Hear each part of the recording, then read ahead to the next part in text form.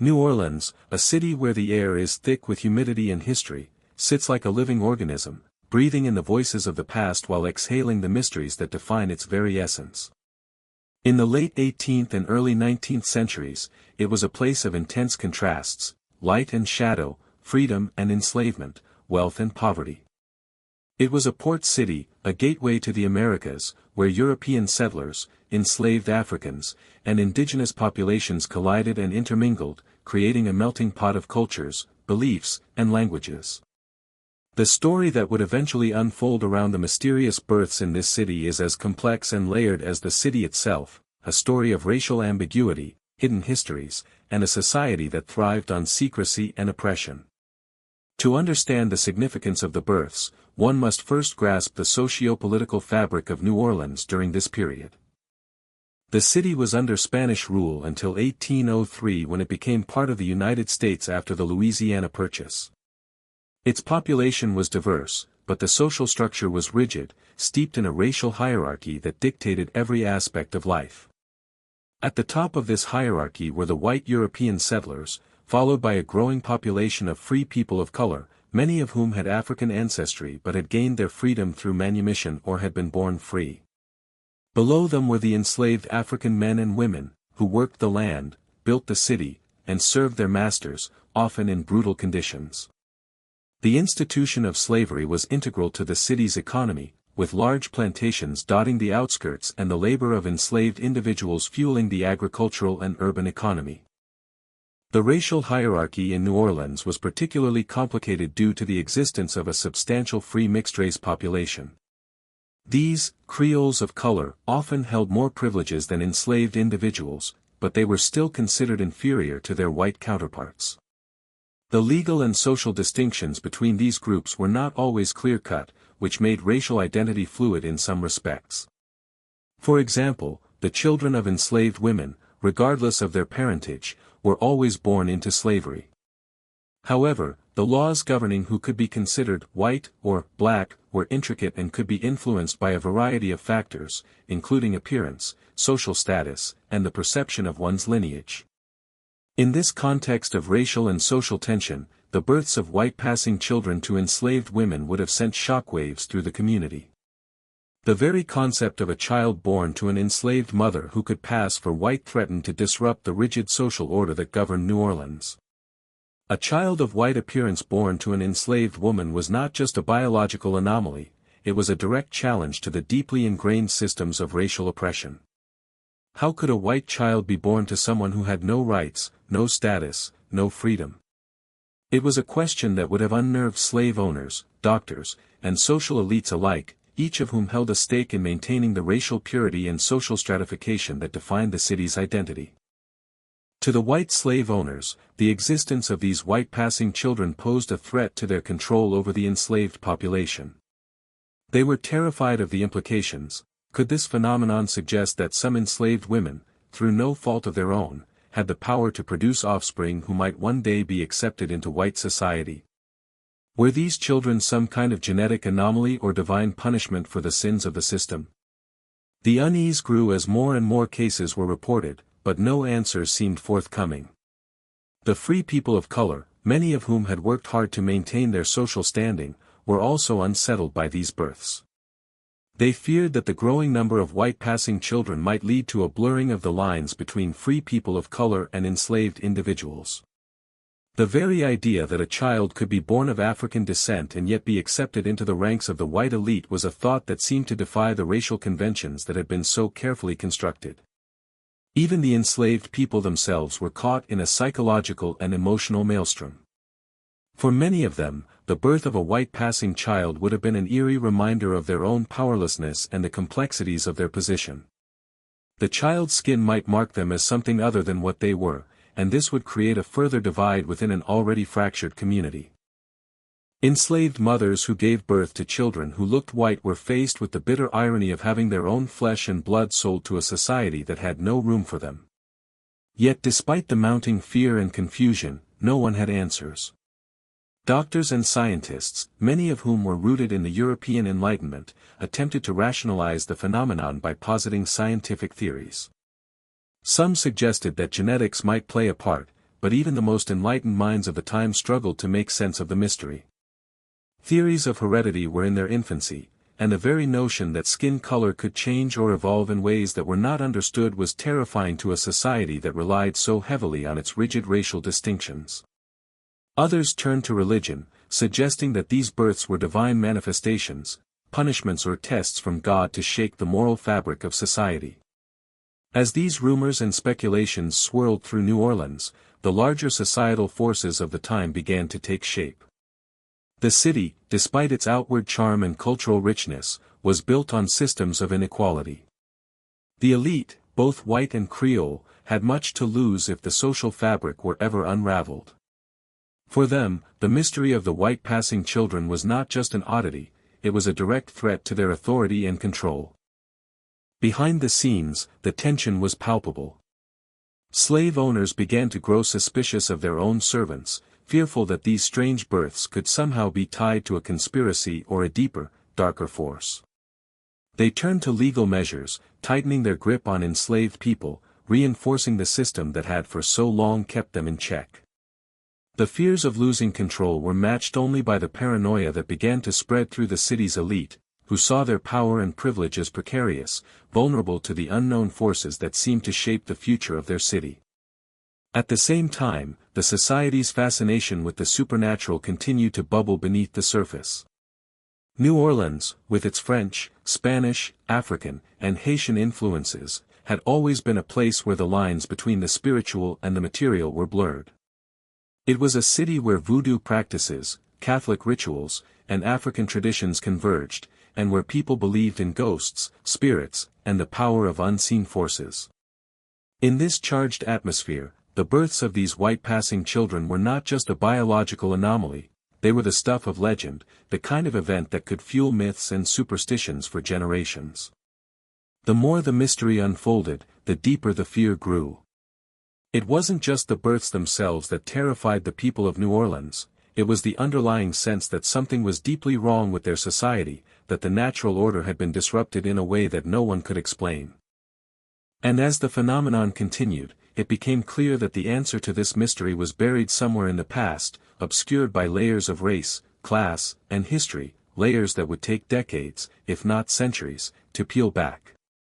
But even as the city moved on, the legacy of those strange births would remain etched in the streets of New Orleans, forever part of the city's enigmatic past. The first reports of these unsettling births were not received with awe or fear, but with confusion, disbelief, and discomfort.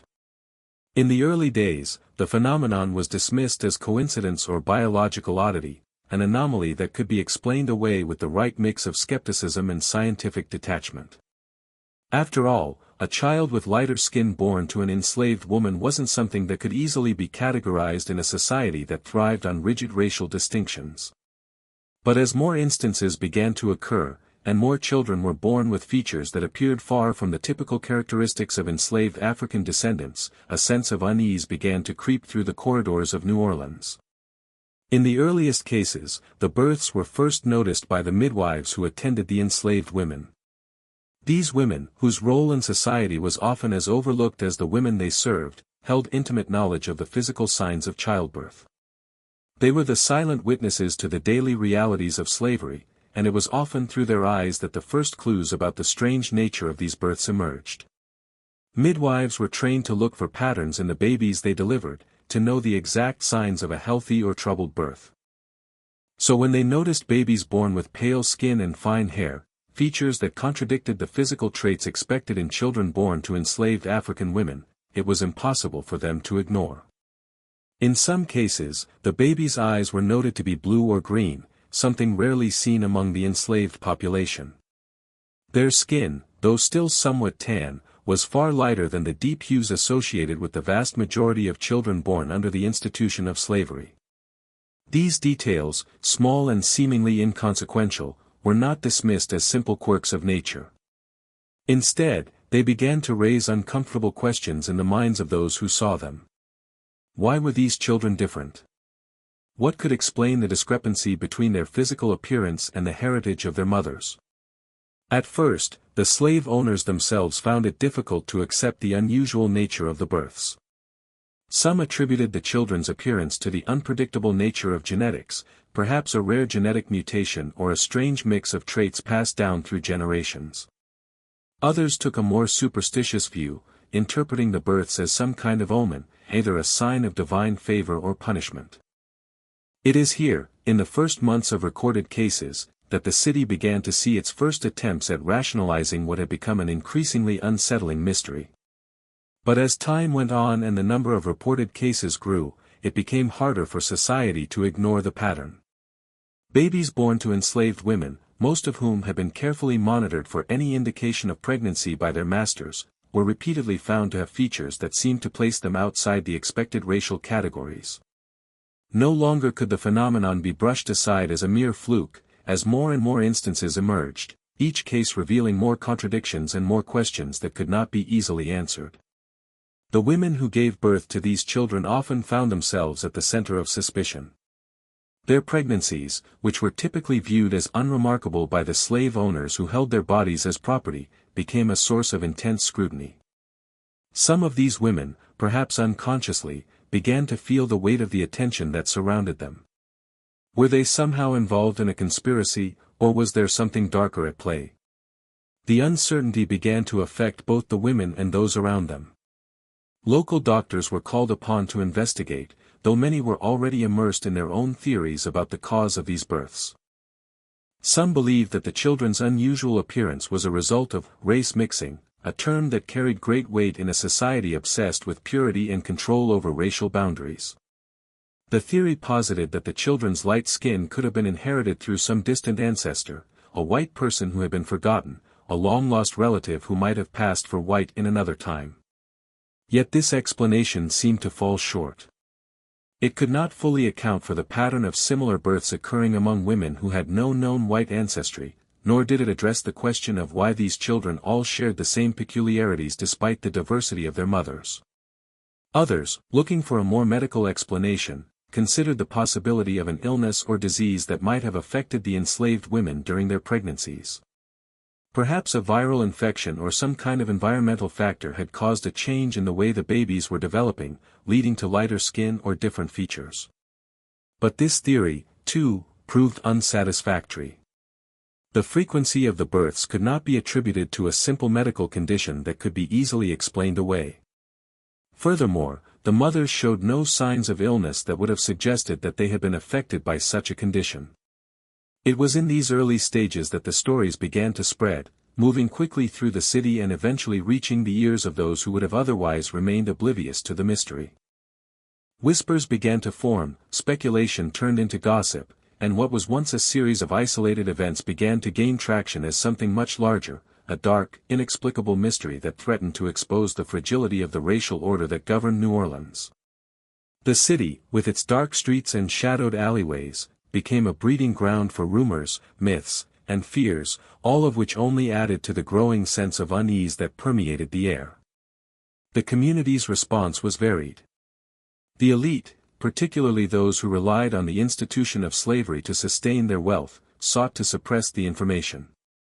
They feared that the revelation of these strange births would lead to a deeper questioning of the system itself, possibly even igniting a larger social upheaval.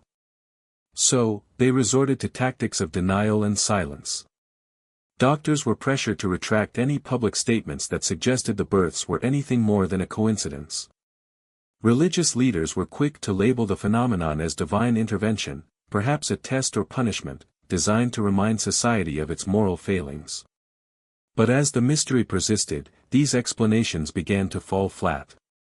The persistence of the births could not be ignored, and the feeling of discomfort grew as each new child born with features of European descent seemed to challenge the very fabric of New Orleans' societal structure. In the background, there were those who viewed the phenomenon through a different lens. For some, the sight of these white-passing children evoked fear not just because of the racial implications, but because of the deep uncertainties it raised about human nature itself. What did it mean to be white? What did it mean to be black? In a city built on these distinctions, the appearance of children who seemed to defy such labels was deeply unsettling. The implications were not just racial but philosophical. Could the very idea of race, the foundation on which society was built, be questioned so profoundly by the mere act of birth. The mystery of the white passing children soon became more than just a local curiosity, it was a question that haunted the collective conscience of New Orleans. The strange births challenged the rigid constructs of race, lineage, and power that had been in place for generations, and the answers were elusive, buried deep within a history that was both personal and systemic. The people of New Orleans, caught between belief and skepticism, began to ask themselves, what if the truth was darker and more unsettling than they had ever imagined? As the births of white passing children continued to increase, the murmurs of the enslaved women themselves began to spread like wildfire. These whispers, often carried through hushed voices in the dark corners of slave quarters, became a silent rebellion in a world where the enslaved had little power to speak or act. The enslaved population, marginalized, oppressed, and denied agency over their own bodies, found themselves struggling to comprehend the profound implications of these births. The women who gave birth to these children did not simply carry the physical weight of motherhood, but the heavy burden of a deep, unseen emotional and psychological struggle that no one could truly understand, least of all the men who owned their bodies and the society that reduced them to property. The initial shock and confusion among the enslaved women slowly gave way to a more complex set of emotions. For many, the birth of a white passing child meant an uncertain future, one filled with the impossible hope of escape, the bitter reality of separation, and the haunting fear of a life caught in a liminal space between races. In the brutal hierarchy of slavery, children born to enslaved mothers were automatically condemned to the same fate. Yet, the children who passed for white, a fact that was so unsettling to their masters, seemed to occupy an entirely different realm, one in which their appearance granted them access to a world they had never been born into. To the enslaved mothers, this was a cruel irony. Their children, born of their flesh and blood, might have the appearance of freedom, but they would never be free in spirit or in law. They were destined to be sold into a world that rejected their true origins. For the enslaved women, these births created an unspoken bond of solidarity among them, one that was rooted in their shared understanding of the deeper psychological trauma that accompanied motherhood under such a system. The horror of childbirth under slavery had long been a silent torment. The enslaved mothers had no rights over their own children, no say in whether they were kept or sold, raised or taken away. Their children were commodities, bound by the same laws that governed livestock or crops. But now, with these white passing children, the stakes were higher, the consequences more profound. The enslaved women could not afford to show their fear or distress in public, and yet the emotional toll was immense. These births were an open wound, a reminder of their lack of control over their bodies, their children, and their lives. They were not just mothers, they were mothers whose children were born into a world where they would be torn away from them or raised under different circumstances, all based on the whims of a system that valued them less than property. In the quarters where the enslaved lived, gossip spread quickly. The women began to share stories about these children, discussing what they had heard from the midwives, the slave owners, and the whispers of doctors. The uncertainty of their situation gave rise to a strange form of hope, a hope that one of these children might grow up to live a life beyond the confines of slavery, perhaps even pass for white, escape the oppressive system that had trapped them, and live a life of freedom. Some mothers even dared to dream of a future where their children might be raised in the white world, where they would never know the brutality of slavery, and perhaps even be welcomed into the ranks of those who had once enslaved them.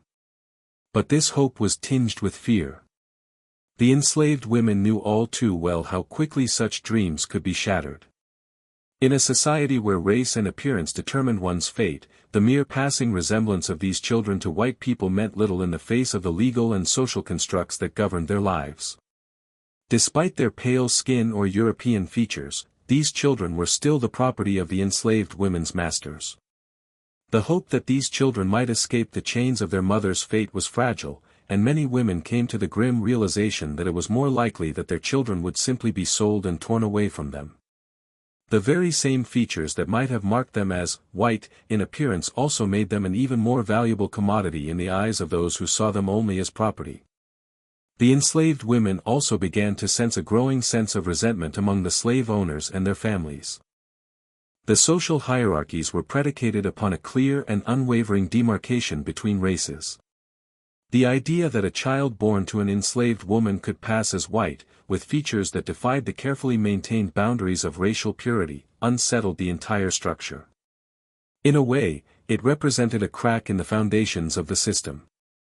It was as though the birth of these children exposed a dangerous truth, that the very idea of race was a fragile construct, one that could be altered or distorted by forces beyond control. This fear, perhaps, was what led to the attempt to suppress the stories, to quiet the growing unease and prevent any notion of racial fluidity from gaining traction. For the enslaved women, however, these children represented something that could never be articulated aloud, a challenge to the rigid racial boundaries that had kept them in their place. Some women began to quietly question the very notion of race, of what it meant to be black or white, of what was truly different about them and their children.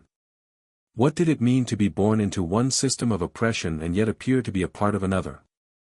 The question lingered in the minds of the enslaved population, but it could not be spoken aloud. For those who dared to speak against the system, there were swift and brutal repercussions.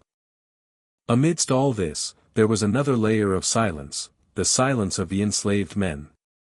In a society where masculinity and power were defined by control, the inability to control the fates of their children marked a deep wound for the men who stood by, powerless to protect their families. These men had no say in whether their children would be born into slavery or be sold into the white world. The fact that some of their children passed as white, possibly to a better future, was a painful irony they could neither embrace nor reject. Their masculinity was stripped away by the sheer absence of control over the circumstances of their children's births. In some cases, it may have sparked anger toward the slave owners and their complicity in the destruction of families. Yet, like the women, they were trapped in a system that silenced their voices and their cries.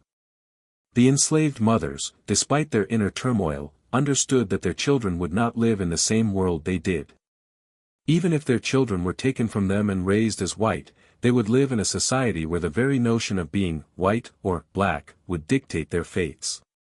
These mothers could never escape the trauma of seeing their children torn from them, but they found a form of resistance in the strength of their silent rebellion. It was a rebellion born of unspoken pain, of the unacknowledged emotional labor they carried, and of the deep, unquantifiable bond between mother and child that could not be erased by the force of the system. The whispers among the enslaved women were not just about the strange births, they were about something deeper, more profound.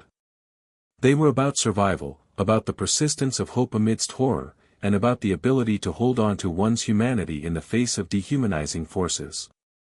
Even in the face of extreme oppression, the enslaved women found ways to support one another, to share stories, and to question the world that had bound them.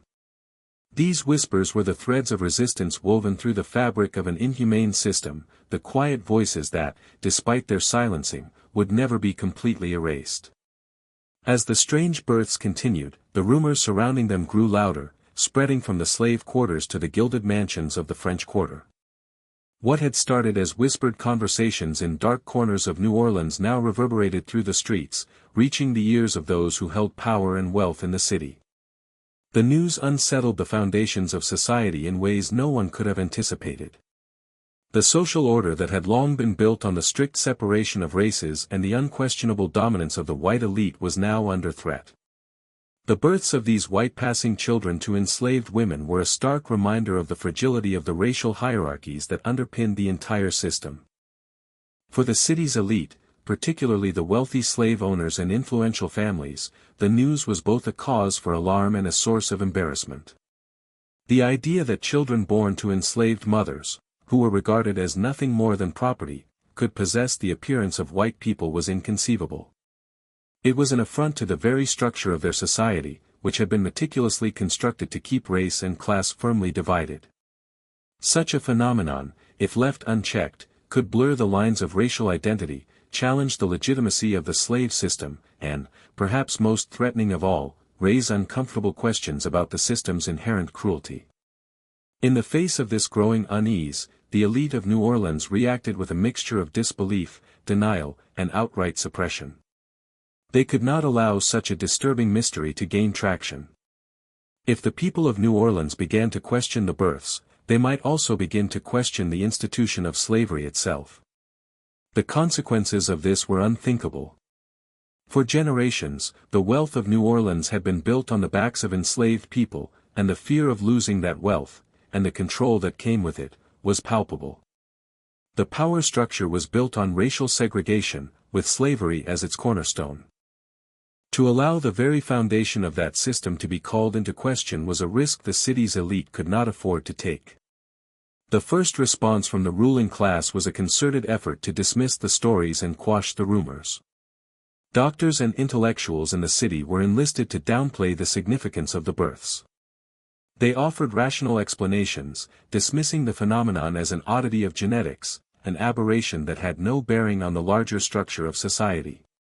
There were claims that the births could be attributed to a variety of genetic anomalies, perhaps a rare mutation that caused these children to appear white. But these explanations fell flat in the face of the growing number of cases.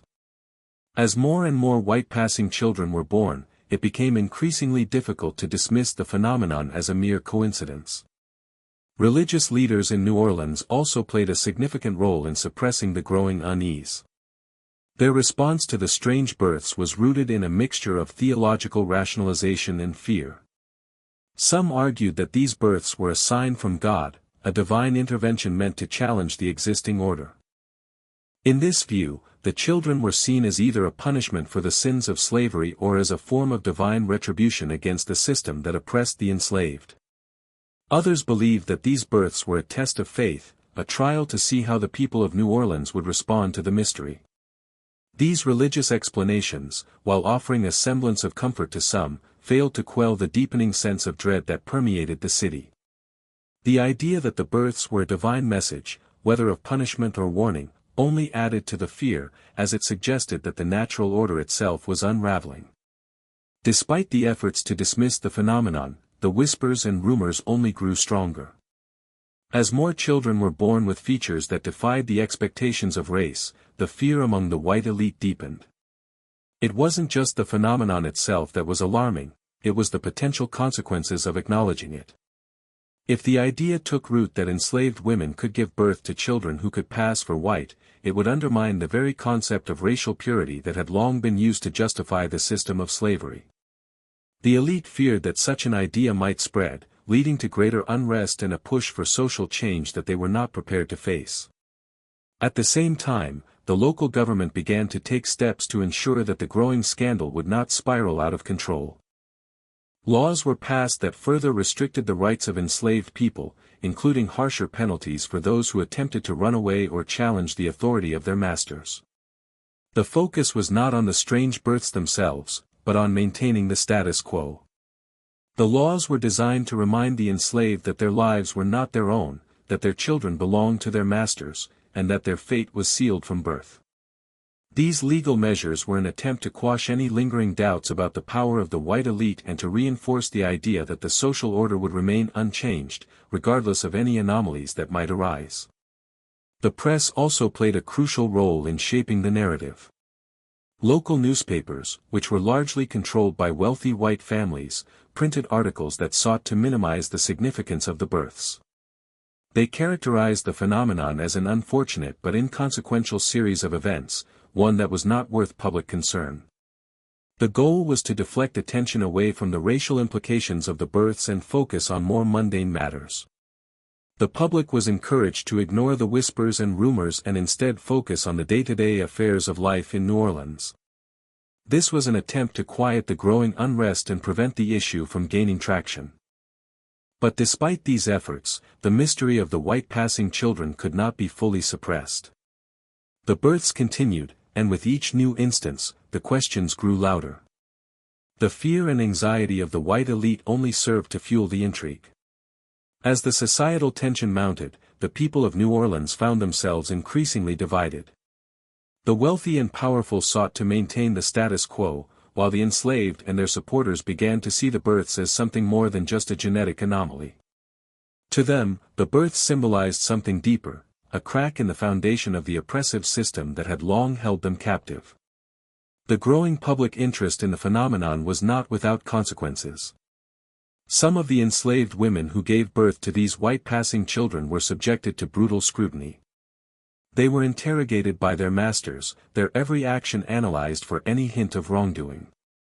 Some were punished, accused of having conspired to produce these children as part of some larger plot. The idea that these women might have somehow manipulated the system was one of the many ways in which the fear surrounding the births manifested itself. The enslaved women, who had no power over their bodies or their fates, became scapegoats in a society desperate to maintain control over its racial and social hierarchy. The most unsettling aspect of this entire phenomenon was the silence that followed. As the elite worked to suppress the growing fear and the press downplayed the significance of the births, the people of New Orleans were left with an uncomfortable truth that no one could ignore. The mystery remained unresolved, and the questions it raised were left hanging in the air, unanswered. The public's denial of the issue only deepened the sense of unease, creating a pervasive atmosphere of tension that seeped into every corner of the city. The city had been forced to confront a truth it was not ready to acknowledge, and in the end, it chose to bury the truth rather than face it. In the end, the birth of these white passing children became a haunting legacy, a reminder of the fragility of the racial and social structures that had long upheld New Orleans. The efforts to suppress and deny the truth only served to amplify the mystery, leaving behind a city that, on the surface, remained as vibrant and full of life as ever, but beneath its facade, was a place haunted by the unanswered questions of its past. The truth, however elusive, lingered in the shadows, just out of reach, a specter that would never be fully laid to rest. As the strange births continued to capture the attention of both the enslaved and the elite, the sense of unease that had quietly simmered beneath the surface of New Orleans began to escalate. What was once dismissed as a series of rare and inexplicable anomalies was now something much larger, a growing crisis that was impossible to ignore. The city, a place built on the foundations of racial segregation, found itself teetering on the edge of a profound social upheaval. As the number of white passing children born to enslaved mothers continued to rise, the fear among the white elite grew exponentially.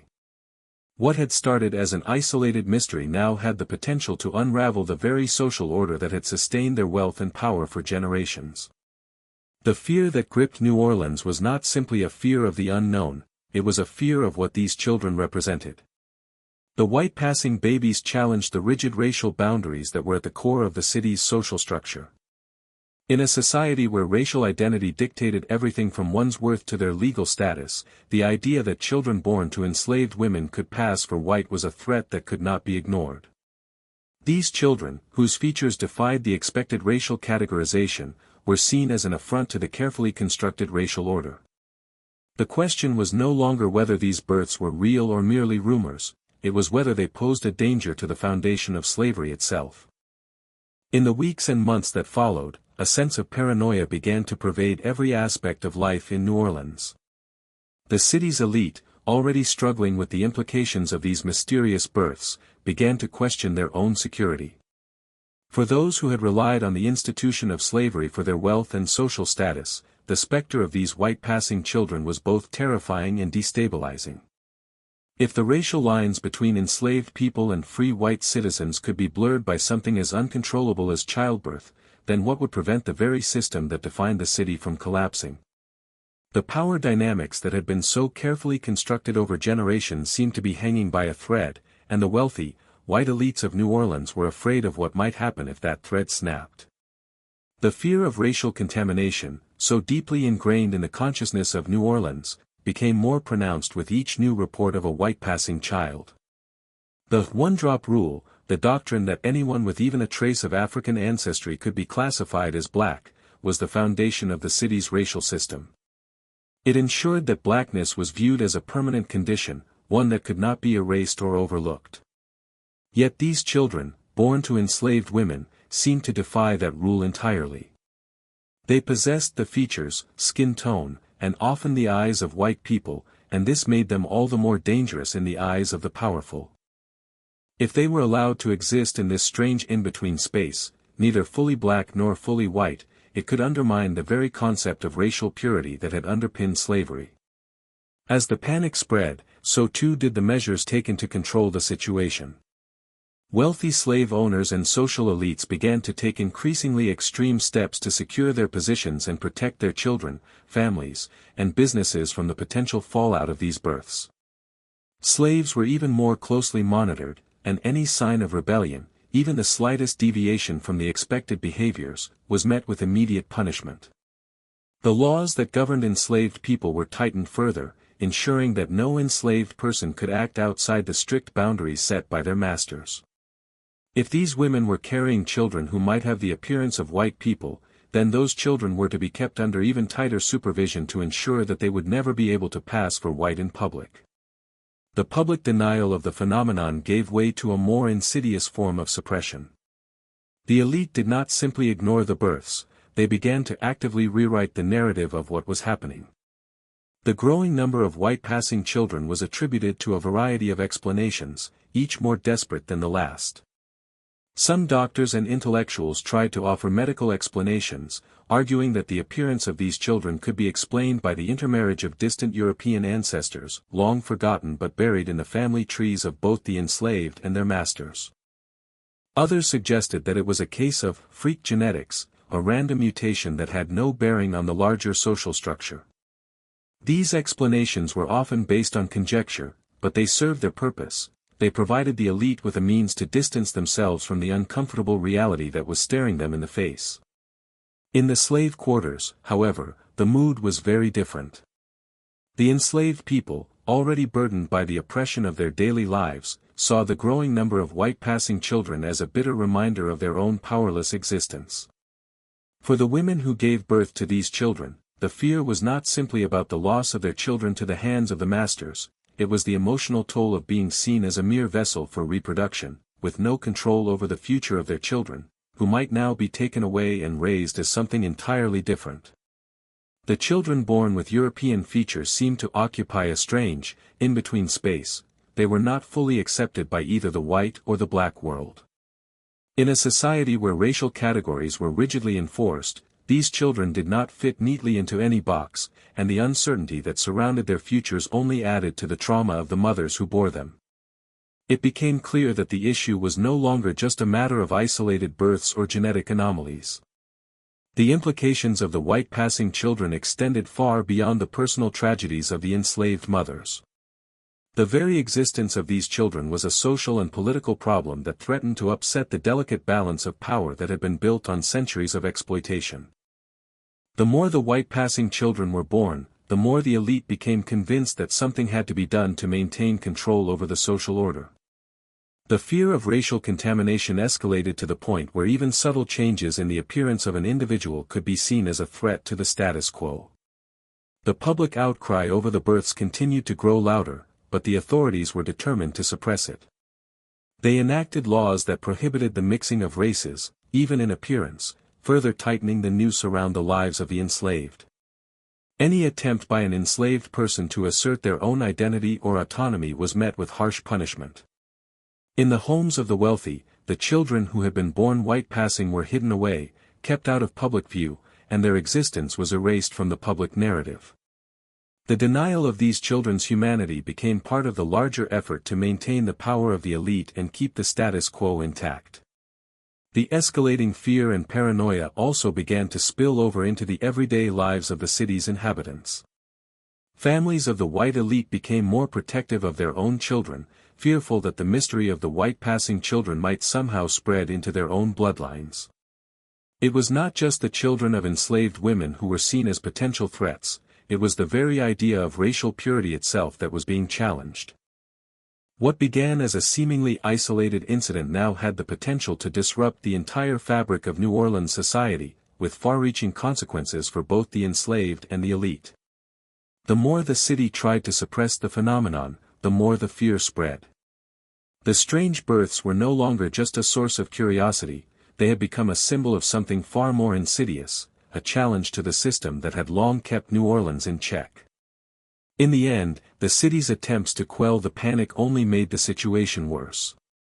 The fear that had once been confined to the corners of society was now a living, breathing presence, consuming the hearts and minds of those who had long been in control.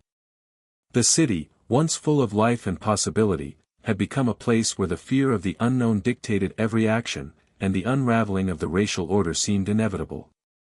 As the mysterious births continued, the psychological toll on New Orleans, on both the enslaved and the elite, became ever more evident. It wasn't just the fear of an unknown biological phenomenon that gripped the city, it was the deeper, more insidious fear of a challenge to the very foundations of racial identity and social order. This terror began to seep into the collective psyche, eroding the sense of security that had long been held by the white elite. The unsettling presence of white passing children born to enslaved mothers began to manifest in ways that could not be ignored, pushing people to the brink of madness as the lines between reason and superstition began to blur. For the enslaved women who had given birth to these children, the psychological toll was devastating. Each child that appeared to defy the expected racial norms seemed to highlight the absolute lack of agency they had over their own bodies. These women were trapped in a system that saw them as nothing more than breeding machines for their masters. But these births, these anomalous children, introduced a cruel twist, one that no one could explain or predict. For many of these women, the birth of a white passing child represented the ultimate betrayal. Their bodies, already controlled by others, had produced a child that could be valued by society in a way that the mother never could. It was a painful reminder of the warped way in which they were viewed, as nothing but vessels for reproduction, yet simultaneously, their children could be seen as a commodity of great value. The emotional turmoil faced by these women was compounded by the fear of their children being taken from them. While it was a common reality for enslaved mothers to have their children sold away from them, the birth of a white passing child brought new fears. Would their child be taken from them not only to be sold but to be raised in a world where they would live as something they were not, something better? Would they be raised by a family that would never acknowledge their mother's existence? The mere thought of such a fate was enough to make these women collapse into despair. They were caught in a cruel paradox: their children, because of their appearance, could escape slavery, but at the cost of never truly belonging to them. As the anxiety among the enslaved grew, so did the paranoia within the ranks of New Orleans' white elite. The once rigidly held belief in the immutability of race began to crumble under the weight of these mysterious births. As more and more children were born with features that suggested white ancestry, the city's wealthy class was forced to confront a terrifying possibility: the racial boundaries that had separated them from the enslaved were not as inviolable as they had believed. This fear became an overwhelming presence in the minds of the powerful, an irrational yet deeply ingrained terror that their control over the enslaved population could be undermined by the simple accident of birth. No longer was it just a question of lineage. The mere appearance of a child could alter the future of entire families, potentially upending the very system that had supported the city's wealth for generations. In this climate of fear, denial, and confusion, the elite turned to superstition and conspiracy. The more the mystery deepened, the more these fragile minds sought out explanations that transcended the bounds of reason. Some began to whisper about supernatural forces at play, suggesting that these births were somehow the result of curses or divine punishment. In a city as steeped in mysticism and folklore as New Orleans, it was not surprising that some would entertain the idea that the births were a sign from a higher power. Perhaps it was a divine judgment on the institution of slavery, or a warning from the spirit world that the system would soon collapse under the weight of its own immorality. Others claimed that the phenomenon was a form of witchcraft, a curse cast by the enslaved upon their masters, a symbolic revenge for the centuries of oppression and violence they had endured. As the social and political anxiety surrounding the births mounted, the paranoia in New Orleans began to spill over into increasingly irrational behavior. Slavery, as it had existed in the city, was an institution founded on the clear demarcation between the enslaved and the free. The notion that a child could be born into slavery, yet somehow transcend its boundaries by virtue of appearance alone, undermined everything the system stood for. The fear of the unknown began to manifest in deep-seated delusions. Some even began to claim that these children were not truly enslaved, an eerie suggestion that even if they were born to enslaved mothers, they might possess some inherent quality that made them superior to the other enslaved. The idea that an enslaved person could have white blood became a form of terror, challenging the very essence of what it meant to be black or white in New Orleans. The result was a heightened state of paranoia that gripped both the elite and the enslaved. On a psychological level, this panic began to erode the stability of the elite. Slave owners and the wealthy began to question their own perceptions of race. They started to see anyone who displayed even the slightest signs of whiteness as a potential threat to their carefully constructed world. Fear that these children might not remain in the system, or worse, might grow to challenge their status, led to increasingly erratic behaviors. Some slave owners became obsessed with their enslaved women, watching them closely during their pregnancies, searching for signs that might indicate their child could be white passing. The fear of what such a child might represent turned their lives into a daily exercise in control and surveillance. The very act of giving birth, once a routine and controlled event, now became a spectacle of uncertainty, in which every enslaved woman was a potential threat to the stability of the racial order. The psychological strain also manifested in the way these children were treated once they were born. Even the white-passing children, who might have once been seen as desirable or special because of their physical traits, were now seen as a direct threat to the status quo. These children, though they looked like members of the elite class, were still viewed as property, born of the bodies of enslaved women. Their value, though great in the eyes of the masters, was overshadowed by their ability to destabilize the carefully constructed racial hierarchy. As the elite struggled to process this threat, some began to engage in increasingly grotesque measures to ensure that the children would be raised in a way that maintained their status as slaves, regardless of their appearance. These measures ranged from hiding the children away to attempts to reclassify them as non-white, regardless of how they looked. This psychological paranoia escalated, leading to a level of societal fracture in which no one could trust anyone else. Friends became enemies, masters began to turn on their own servants, and the fear of being contaminated by white blood permeated every interaction. There was a deep sense of distrust within New Orleans, a sense that no one, be they slave, free person of color, or elite, was entirely safe. The very notion of race had become unstable, and the people of the city could no longer rely on the old rules to protect them from the chaos that had been unleashed. At its core, this paranoia was a reflection of the deep insecurity that underpinned the entire system of slavery. The idea that a child born to an enslaved woman could, by virtue of appearance, challenge the boundaries of race, was an affront to the very foundation of New Orleans' social order. It exposed the cracks in the structure and opened the door to an unsettling truth: race itself, as a defining marker of worth and social status, was an illusion. This psychological unraveling, this slow descent into paranoia, was a reflection of the city's unwillingness to confront the deeper moral questions that the births of these children raised. It was easier to believe in curses, in witchcraft, in the supernatural, than to face the reality that slavery, and the racial division upon which it was built, was a deeply flawed and immoral system. Ultimately, the psychological toll of the births would reverberate through New Orleans for years to come. The seeds of fear, doubt, and instability planted during this time would continue to grow, spreading into the hearts of those who could no longer deny that the system of oppression they relied upon was not as invincible as they had believed.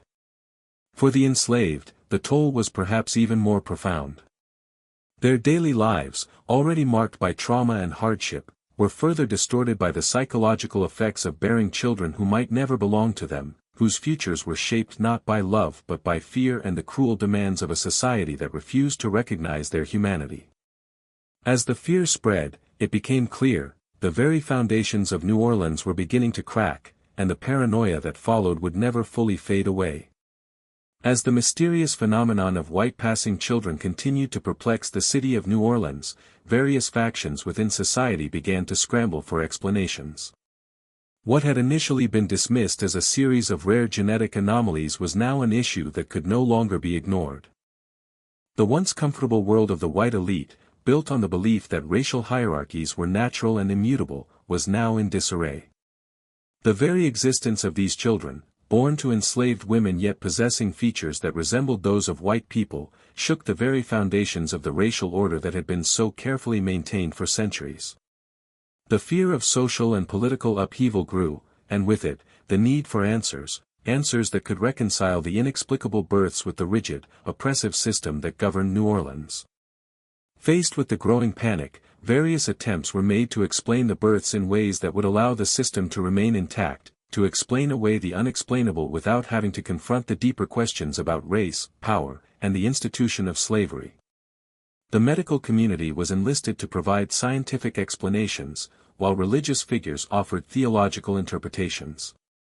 For the elites, the goal was simple: to restore order and return to a world where the system of slavery could continue to function without challenge. But no matter how hard they tried to rationalize the situation, the underlying problem remained: these children did not fit neatly into the world as they knew it. One of the first explanations offered by doctors and intellectuals in New Orleans was that the births were the result of some rare genetic anomaly.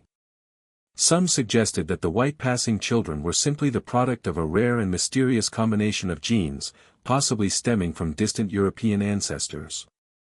These doctors hypothesized that some enslaved people, despite their African descent, might have inherited certain features that appeared white due to centuries of intermarriage between slaves and their European masters. However, this explanation was not widely accepted. The growing number of cases made it clear that these children were not anomalies but part of a larger, more troubling trend.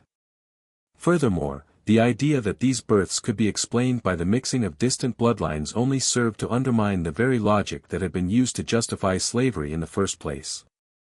If these children could pass as white because of hidden European ancestry, then what did that say about the racial boundaries that had long been established? The medical community was split. Some doctors argued that these births were a result of an undiscovered genetic mutation, one that caused enslaved women to produce children who appeared white. They tried to explain the phenomenon away as a freak occurrence, a statistical aberration that had no bearing on the larger social structure. But this explanation, too, fell short. The idea that the phenomenon was simply a random genetic mutation did little to quell the rising panic. As more and more white-passing children were born, it became increasingly difficult to dismiss the phenomenon as coincidence.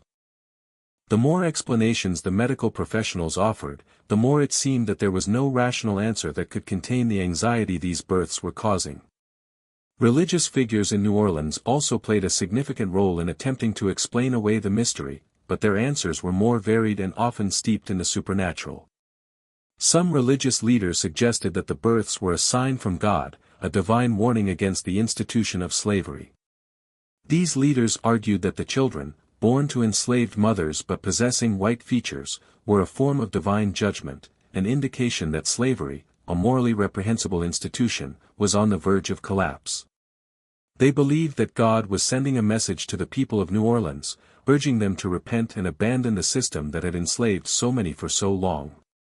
Other religious figures saw the births as a form of punishment, not for the system of slavery itself, but for the sins of individual slave owners. These leaders argued that the white-passing children were a manifestation of divine retribution against those who had profited from the suffering of others. The fact that these children appeared white was seen as a punishment for those who had abused their power and control over the enslaved population. In this view, the children were not a challenge to the social order but a moral judgment on those who perpetuated slavery. This interpretation allowed the religious community to maintain the idea that slavery itself was not inherently wrong, but that those who engaged in it immorally would be punished.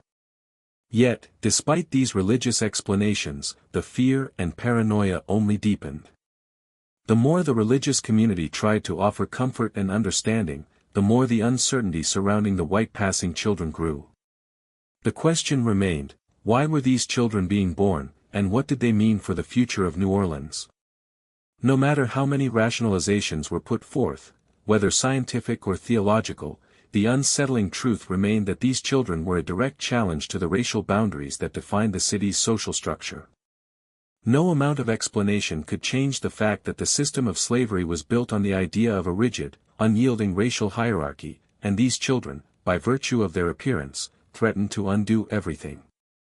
At the same time, slave owners and the wealthier classes in New Orleans began to explore more practical solutions, trying to determine what could be done to ensure that these children did not undermine the social order. The idea that these children might grow up to be accepted as white was deeply unsettling for the elite, as it suggested that they could somehow escape the system of slavery and enter into a world where their skin color might allow them to live as free individuals. This was a nightmare for those who had invested so much in the preservation of the institution of slavery. In some cases, attempts were made to correct the children's appearance. Some slave owners ordered that their white passing children be kept in seclusion, hidden away from public view to prevent their presence from stirring up more unrest. Others went so far as to attempt to reclassify the children, forcing them to adopt an identity that matched the system of racial segregation.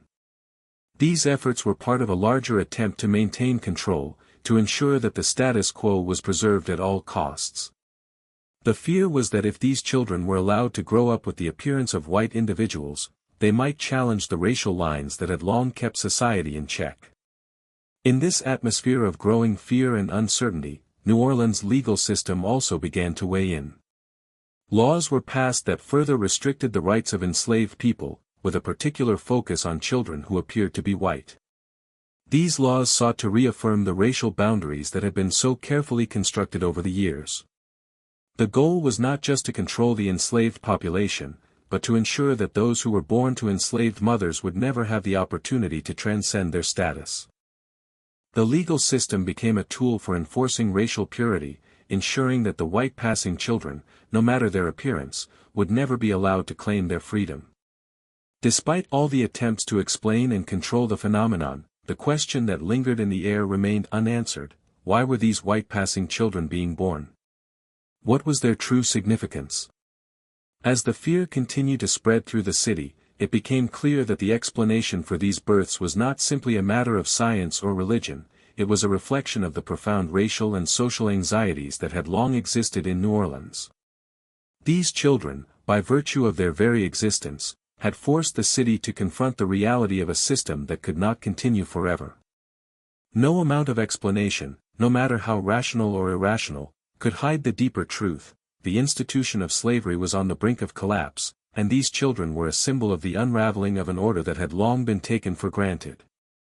The more the mystery of the white passing children persisted, the more it became clear that the social fabric of New Orleans was beginning to fray.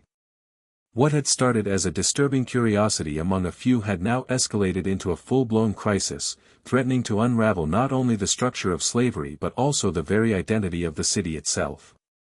The panic that had once been contained in whispered rumors and quiet speculation now spilled into the streets, infecting every aspect of life. Fear, paranoia, and suspicion took hold of both the enslaved and the elite, and the city that had once thrived on a delicate balance of power, wealth, and racial segregation now found itself teetering on the edge of complete collapse. The white passing children, with their unsettling appearance and the questions they raised about the rigidity of racial identity, became a lightning rod for every fear and anxiety that had long been bubbling beneath the surface. The very existence of these children threatened to destabilize the carefully constructed racial order that had been the foundation of New Orleans. In a society built on the belief that race was an unbreakable barrier, an immovable wall between those who were free and those who were enslaved, the idea that a child born of enslaved parents could pass as white was not just a challenge to racial boundaries, it was an existential threat to the entire social system. As the phenomenon of the white passing children continued to grow, so did the efforts to suppress and isolate the problem. The city's leaders, both political and social, realized that they could not allow this mystery to spread any further. Something had to be done to maintain the delicate equilibrium that had kept New Orleans running for generations. However, the attempts to control the situation only seemed to worsen the crisis. Every effort to suppress the growing fear made the situation more volatile. The more the elite tried to dismiss the phenomenon or reframe it as a mere anomaly, the more it seemed to grow in significance. The specter of a collapsing racial hierarchy loomed large, and the deeper the city's leaders dug to try to suppress it, the more entrenched the mystery became. In an effort to regain control over the situation, the city's political leadership enacted increasingly draconian measures aimed at reinforcing the existing racial structures. Laws were passed that further restricted the freedoms of enslaved people, making it even more difficult for them to escape or challenge the authority of their masters. These laws were designed not just to keep the enslaved population under control, but to prevent any more white passing children from being born who might threaten the status quo. The laws specifically targeted those who were born with features that might allow them to pass as white. These children, regardless of their parentage or status, were now seen as a potential threat to the social and racial order, and the legal system became another tool for ensuring that the city's elites could maintain control. In parallel, the press played a crucial role in further isolating the white passing children and their families. The newspapers of New Orleans, largely controlled by wealthy white families, printed articles that either downplayed the phenomenon or presented it as a rare, insignificant occurrence. The media's role was to present the situation as under control, to reassure the public that the racial hierarchy had not been disturbed. Yet the coverage was tinged with a sense of unease. While the press tried to suppress the truth, the undercurrent of fear and suspicion remained. The city's elite could not entirely hide the fact that these white passing children were a direct challenge to the social order. In many ways, the press's efforts to downplay the crisis only served to amplify the sense of dread, as it became apparent that the truth was being buried, not solved. The enslaved population, meanwhile, was left to live in the shadows of this growing crisis. Their lives, already marked by oppression and brutality, became even more fraught as the mystery surrounding the white passing children deepened.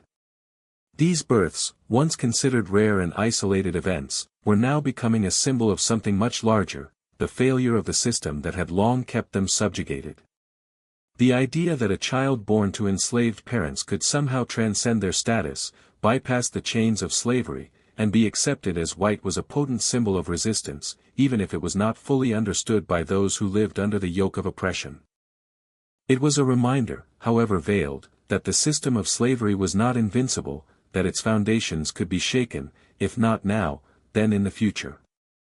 But while the enslaved people might have seen in these children a glimmer of hope, it was a hope that was cruelly out of reach. As more and more white passing children were born, they became pawns in a battle for control.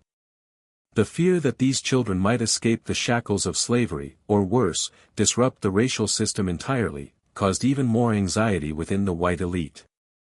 Efforts were made to keep these children hidden away, kept out of the public eye so that they would not be seen as a challenge to the status quo. The very existence of these children, regardless of their innocence or lack of agency in their birth, became a source of intense fear. They were isolated, their potential for escape or upward mobility shut off before they had a chance to understand what was happening. Meanwhile, the broader New Orleans community found itself becoming increasingly fractured. The tension between the races, already tenuous, was now exacerbated by the fear of what the white passing children might represent. These children had become symbols of the breakdown of the established racial order, and as such, they were treated as an existential threat. The white elite did everything in their power to suppress the reality of the situation, but the tension in the city continued to grow. The psychological toll of this situation weighed heavily on everyone involved, particularly the wealthy families who had long believed that their power and status were assured. In the midst of this collapse, the enslaved population became more divided as well. Some saw the white passing children as a sign of divine intervention or a reason to hope for a better future, while others feared the reprisals that might come from the elite. They were caught between the desire for freedom and the harsh realities of their daily existence. The mystery of the white passing children became a symbol not just of racial ambiguity, but of the possibility of transcendence, of escape from the constraints of a brutal system. Yet for every possibility of escape, there was an equal sense of fear and isolation. The very existence of these children, marked by their strange appearance, left everyone wondering what would come next. As the city continued to fracture, the deepening isolation of the white passing children grew more evident. They were removed from the public sphere, kept hidden in private estates, or worse, sold off to families who would raise them as if they were their own.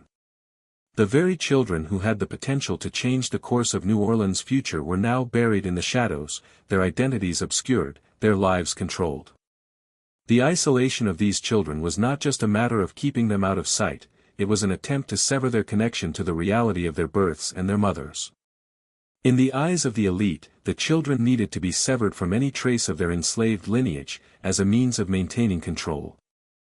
For all the efforts to isolate and suppress the mystery, the true extent of the collapse was not easily hidden. The cracks in the system were too wide, the fears too intense, and the questions too great to ignore forever. The lives of the enslaved and the elites, once so carefully segregated, had become inextricably intertwined in ways that could no longer be controlled. In trying to isolate the white passing children, New Orleans inadvertently exposed the deep, irreparable flaws of its own social order. The city, once a symbol of wealth and power, now stood on the edge of collapse, its racial structures in turmoil, its future uncertain. In the end, the collapse and isolation that followed the births of the white passing children signaled the beginning of a profound change in New Orleans. The city's history would never be the same. The tension that had long been part of life in the city, between the enslaved and the free, between the powerful and the powerless, had been exposed in a way that could not be undone. The mystery of the white passing children, though suppressed for a time, had cracked the facade of a system that could no longer stand. And while the city may have tried to isolate the truth, that truth, like the children born to it, could never be hidden for long. As time passed, the mystery of the white passing children began to fade into the background of New Orleans' complex history. The city, with its deep-rooted systems of racial division and economic dependence on slavery, found a way to push the unsettling phenomenon into the shadows. But though the immediate panic subsided, the legacy of these births, and the societal upheaval they caused, lingered in ways that would take years to fully comprehend. In the aftermath of the heightened fear, paranoia, and legislative action, New Orleans quietly resumed its usual rhythm, yet the scars left by the strange births would never completely disappear. The elite class, having enacted laws to further restrict the freedom of enslaved individuals, clung to a false sense of control. The social structures that had been in place for generations were more rigid than ever, with every effort made to ensure that no one, not even the white passing children, could disrupt the established racial order. The media, too, shifted away from the topic, focusing on more immediate concerns, as if the mystery had simply evaporated. Yet, the disappearance of the issue from the public eye did not equate to its resolution. In fact, the events surrounding these births had left a deep psychological and cultural impact, one that continued to ripple beneath the surface of the city for decades to come. While the white passing children were often hidden away from the public, their existence became part of a deeply unsettling silence. This silence was not just the absence of conversation, but the deliberate attempt to bury the unsettling questions they had raised. The elite, who had once feared the potential consequences of these children's existence, now made every effort to erase their significance.